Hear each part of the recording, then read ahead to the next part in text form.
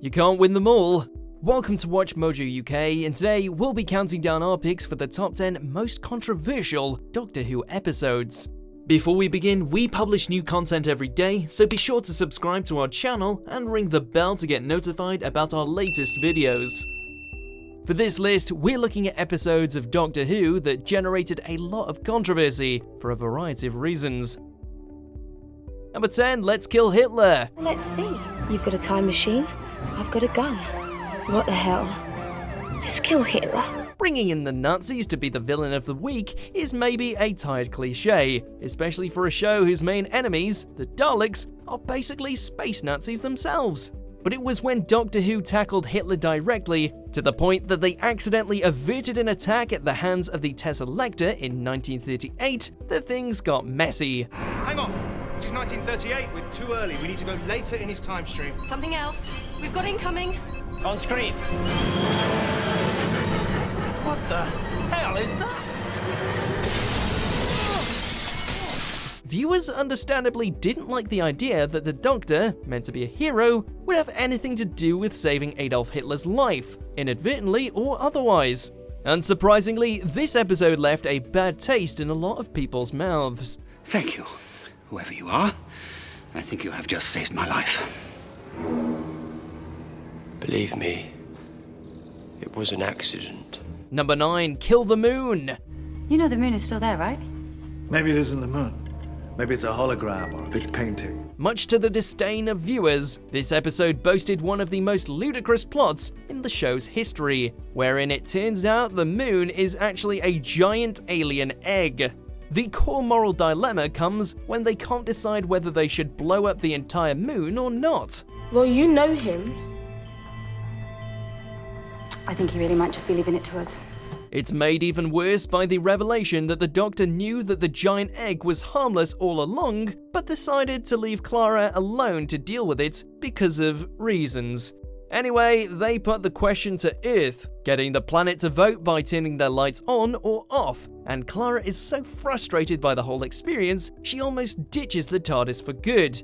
Can't say we blame her. Essentially what I knew was that you would always make the best choice. I had faith that you would always make the right choice.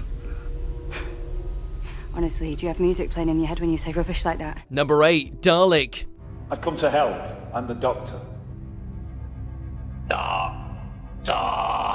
Christopher Eccleston is an actor best known for taking on dark, brooding characters, and while the Ninth Doctor isn't all doom and gloom, he gave us a stellar performance in this episode. You destroyed us!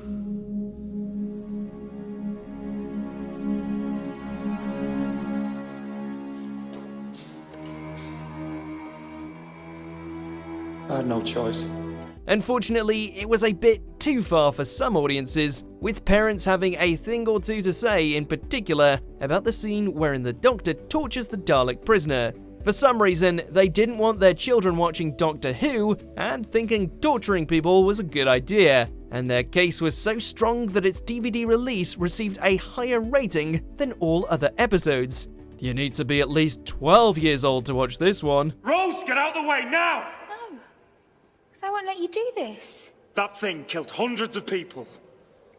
It's not the one pointing the gun at me. Number 7, The Time of Angels. Yeah, it's an angel. Hands covering its face. At last, the long-awaited return of the Weeping Angels, the instant hit villains of Blink. Nothing controversial so far, until, that is, the middle of the original airing of this tense two-parter, when the 11th Doctor gives a rousing speech about how the angels will regret the day they messed with him or something. Didn't anyone ever tell you there's one thing you never put in a trap if you're smart, if you value your continued existence, if you have any plans about seeing tomorrow, there's one thing you never ever put in a trap. Admittedly, most viewers found it hard to pay attention because the BBC accidentally ran a banner ad for Over the Rainbow at the climactic moment, featuring a large cartoon version of none other than Graham Norton. They received 5,000 complaints about the mistake and were forced to apologise, saying the ad ran earlier than it was meant to. You don't say. Number 6, Deep Breath. Thingy. They're not me one. They're asking questions one. They should probably have been focusing on this episode being Peter Capaldi's first proper outing as the 12th Doctor, but the attention of some viewers went elsewhere. Hold your breath! They're stupid! Everybody hold their breath! At the episode's climax, Clara and the Paternoster gang are trapped in a room full of killer robots who will attack them if they give away that they aren't robots themselves, leading to the non-robots holding their breath. I can store oxygen in my lungs. Share with me. But when Vastra saved Jenny's life by kissing her to share oxygen, some weren't happy and wrote in to complain to Ofcom about a family show promoting the gay agenda. Luckily, both Ofcom, the BBC, and most people knew these claims were ridiculous. Number 5, The Witch's Familiar. I have you at my mercy. Exterminate. This episode and its predecessor both tried to tackle some interesting ideas, bringing Davros back for the first time since Series 4 and taking a look at his relationship with the Doctor. But all of this was overshadowed by the introduction of the most hated gadget in Who history, the sonic sunglasses. These days I'm all about wearable technology. No. Seriously? Seeking to replace his sonic screwdriver for reasons unknown, the Doctor settles on what was quite possibly the most ludicrous alternative possible. Even Clara was unimpressed with them. They were widely mocked from the outset, and fans couldn't wait for them to go away. Forever. Don't you dare.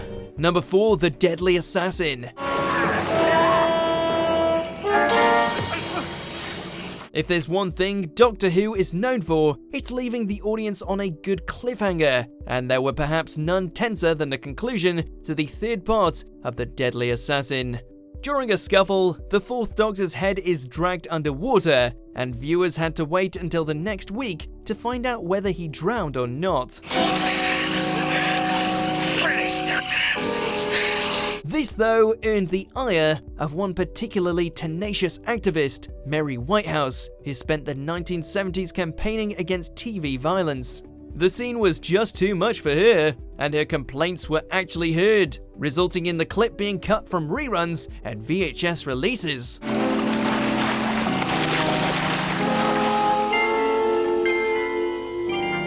Number 3, The Time of the Doctor. I can change 12 times, 13 versions of me, 13 silly doctors. Okay, so you're number 11, so... Ha, are we forgetting Captain Grumpy? Huh? I didn't call myself the Doctor during the Time War, but it was still a regeneration. Okay, so you're number 12. Well, number 10 once regenerated and kept the same face. I had vanity issues at the time. Regeneration episodes always receive a lot of scrutiny and are inevitably going to be upsetting, but few have divided opinion quite as much as the 11th Doctor's. The Doctor defends a town called Christmas from an onslaught of his old foes, in a montage which lasts a few hundred years, all building up to what audiences had hoped would be an epic resolution to one of the show's central problems. You have expended all your lives! Sorry? What did you say? Did you mention the rules? But simply resetting the regeneration cycle was just, well, a disappointing answer to something fans had been speculating on for years. What happens when the Doctor runs out of regenerations? Well, the Time Lords just give him some more, obviously. Regeneration number 13! We're breaking some serious science here, boys! I tell you what, it's gonna be a whopper! Number 2, The Talons of Weng-Chiang. Honorable Master is kind to bestow praise on humble Chang's miserable, unworthy head. To another Tom Baker story which landed the BBC in hot water, but for an entirely different reason. While this serial was originally allowed to air without much opposition in the UK, in parts of North America, it's never actually been shown on TV, and for good reason. I understand we all look the same. Are you Chinese?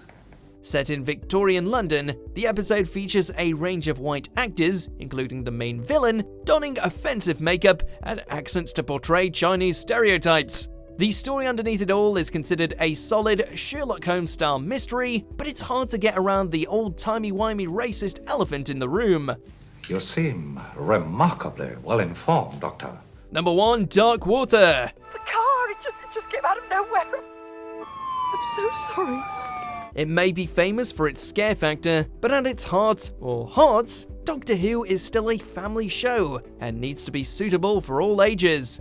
However, lots of people felt that the end of Series 8 was very far from child-friendly. Its core premise is that death isn't the end, and when people die, they're still conscious and can feel pain. We've got a burner in number 12. Tell them to prep, please. Burner?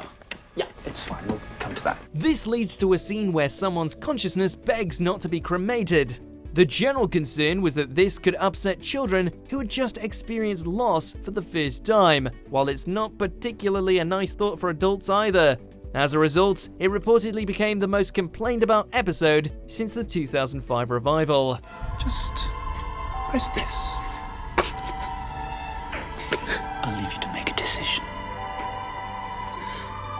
Do you agree with our picks? Check out this other recent clip from Watch Mojo UK and be sure to subscribe and ring the bell to be notified about our latest videos.